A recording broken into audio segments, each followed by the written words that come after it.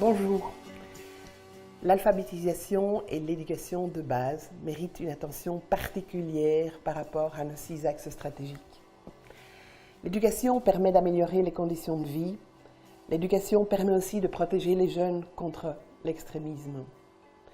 781 millions de personnes de plus de 15 ans dans le monde, dont 60% de femmes, ne savent ni lire ni écrire.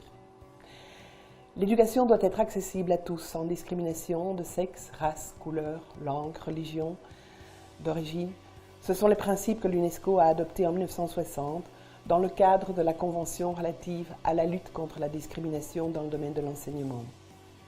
En 2000, les Nations Unies s'étaient fixées comme objectif de parvenir à l'éducation universelle primaire en 2015. Nous sommes bien loin de ce but. D'après un rapport publié en 2015 par l'UNICEF et l'UNESCO, 121 millions d'enfants et d'adolescents sont privés de leur droit à l'éducation. Seulement en Afrique, 30 millions d'enfants ne sont pas scolarisés. Les conflits au Moyen-Orient et ailleurs ont aggravé cette situation. Les millions d'enfants réfugiés n'ont pas accès à l'école faute de place dans les écoles locales ou parce qu'ils doivent travailler pour nourrir leur famille. Ailleurs, les enfants sont chargés de l'approvisionnement en eau, prioritaire par rapport à la scolarisation. Les filles sont le plus souvent privées de scolarisation, car vouées au travail domestique ou à un mariage précoce souvent forcé.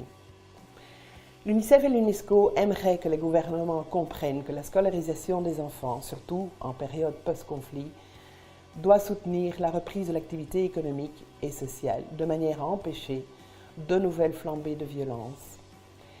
Mais les gouvernements de ces pays pauvres, pays en guerre ou terres d'accueil, ont d'autres priorités et n'ont pas les moyens suffisants pour offrir l'éducation pour tous. L'illettrisme concerne aussi des centaines de milliers d'adultes qui ne peuvent accéder à un travail digne. Et ce sont aussi nos enfants belges, qu'ils soient nés de parents belges ou pas, qui sont en échec scolaire. La contribution à l'alphabétisation et à l'éducation de base est l'affaire de tous les Rotariens.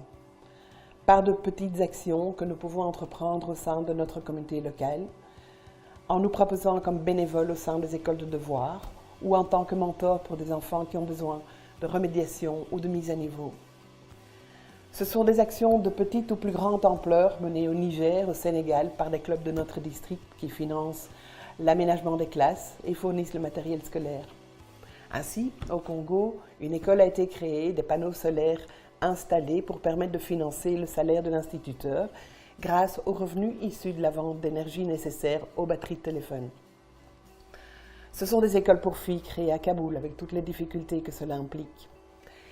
L'éducation est aussi l'affaire de la Fondation du Rotary International, qui soutient financièrement des projets durables dans le cadre de District Grants et de Global Grants pour permettre l'accès à l'éducation de base et former des instituteurs.